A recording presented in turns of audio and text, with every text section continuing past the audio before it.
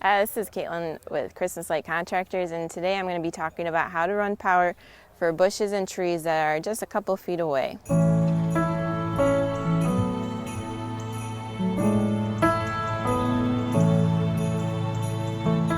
So if you want to take a look, on this home we are doing several bushes and a couple trees that are all in this mulch line. So we've got this boxwood here, boxwood here. We're going to be doing C7s on this one, mini lights on each of the boxwoods. We're going to be spiraling, going up the trunk and spiraling this tree. And we've got 3 more boxwoods with mini lights, C7s on this pine, and then we've got 2 more boxwoods that need mini lights. Now you can see that these boxwoods are pretty close together, but not close enough where you can just run the strands end to end. Let's see. One way to definitely tell that somebody that's not a professional installer is doing the lights is when you see lights running from bush to bush like that. It looks pretty tacky, and it's definitely just doesn't look clean. So I'm going to be showing you how to keep that space free of lights but connected with power, so they're all run off the same extension cord. Alright, so I'm going to be showing you 2 ways to run power for these bushes and trees. I'm going to start with the easiest way. If you're a new installer and you're just buying supplies, I definitely recommend that you go this direction. So on our website, ChristmasLightContractorsUSA.com, you can buy different sizes of lamp cord. And so that's what this is right here. This is SPT1 lamp cord, and this can hold about 7 amps. I checked with Fred, and he said about 40 strands of mini lights connected end to end are about 1 amp. So I'll let you figure out what kind of lights you're using and how much your lamp cord can hold. So to start off, you're going to take your lamp cord.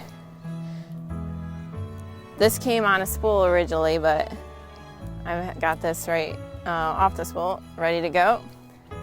And you are going to start with your male end. Don't plug it in yet because you're going to be adding inline females to it, so you don't want to have power run while you're doing that. But it is good to figure out where your male end is going to be plugged in so you have the spacing correct.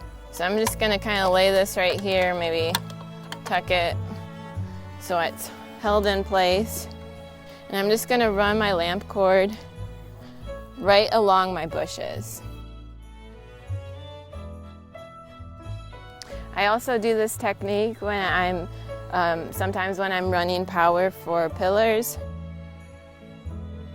I'll just run this lamp cord right along the bottom where the pillars are.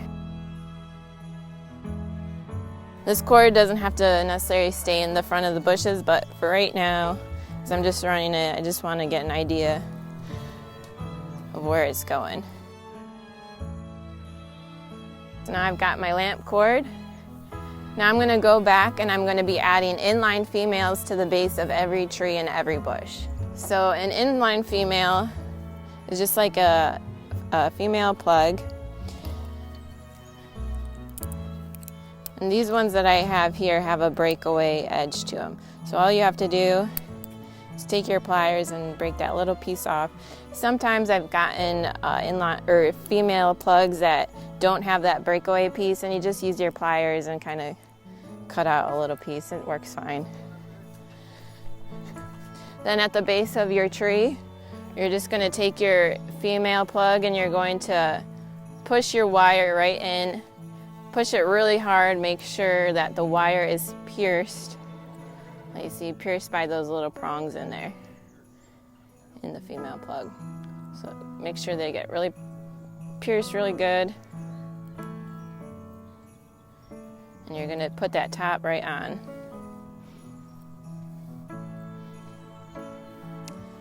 Now, once you have your inline female at the base of your tree, it's going to give you a source of power for that tree. So I will be able to plug in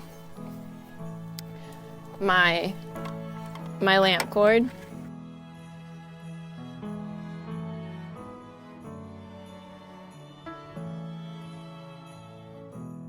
and I'm able to have power there.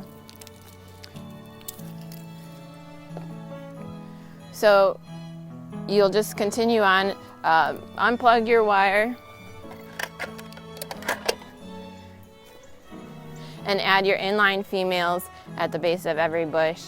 And then when you're done and you're ready to end your lamp cord, we always end it with an inline female. Some people tape it, but we just feel it's the safest to have an actual end at the end of the cord. So that is definitely the easiest way. So I'm going to show you how to do a more difficult way with supplies you may have on hand. All right, so the second way to run power for trees and bushes that are a little bit apart is by using pre-made extension cords, usually things that you can buy at big box stores. When we started installing lights about 10 or 11 years ago, that's all we used. We bought extension cords from the big box stores. And so a lot of the times when we're doing installs, even today, we use what we have because it's a pretty big investment that we've made over the years. So for my main source of power, I'm going to be using one of these more heavy-duty cords. And I have this one, it has a 3-way splitter already built in it. So I'm going to start, I've got this bush right here, I'm just going to plug it in.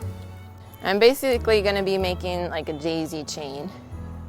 So for this, this cord I have right here, it's got what we'd call like an indoor cord. It's got built-in plugs. And I'm just going to plug that in to my 3-way splitter.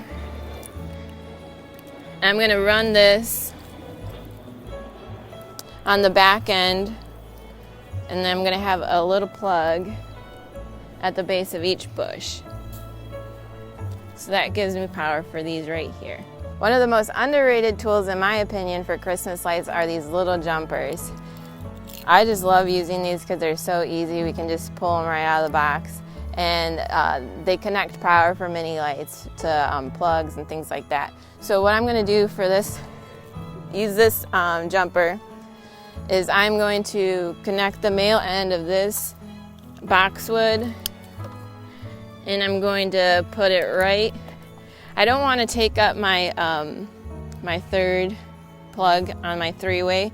And so this is just transferring electricity of one mini light strand. I'm just going to put it right on top of the male end of the other mini light strand that's on this bush. And so now I've got power for that. So these jumper cables come in black and white, and they come in 3-foot and 6-foot sections.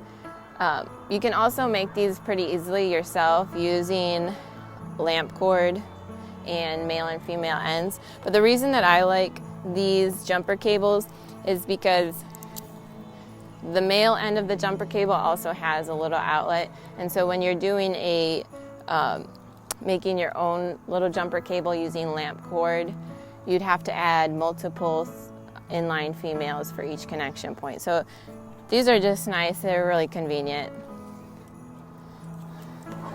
So I'm going to just kind of try to tuck this in a little bit so it's kind of obscure out of the way.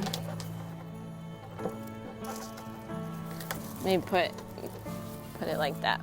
So I've got power run for my first half of this little semicircle mulch line. Now, I don't want to just connect indoor cord to indoor cord to indoor cord. You could do it, hypothetically, I guess, but I just would rather use some heavy-duty cords. So I had saved that third plug on my 3-way, and I'm just going to run that to the middle of my mulch line, or my semicircle mulch line.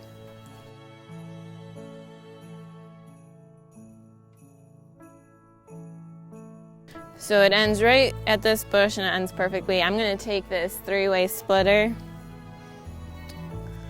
We use a lot of 3-way splitters. We buy them just stacks and stacks at a time every year.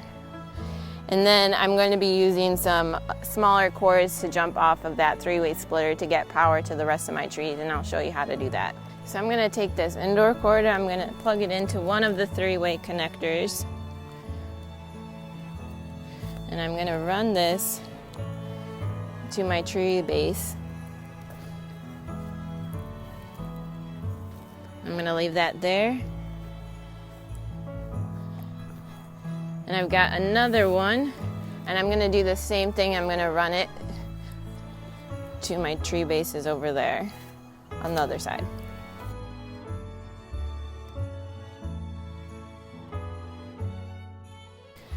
Now I have one more plug on my 3-way, and I'm just going to plug this bush directly into that 3-way. You always want to make sure your lights are wrapped the right way. Just take the time. Sometimes you have to rewrap them.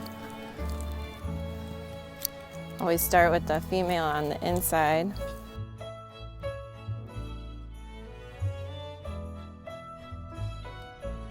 So wrap this bush, and the reason that I'm wrapping this right now is so that I can use those those black jumper cords to get power to this bush and this bush.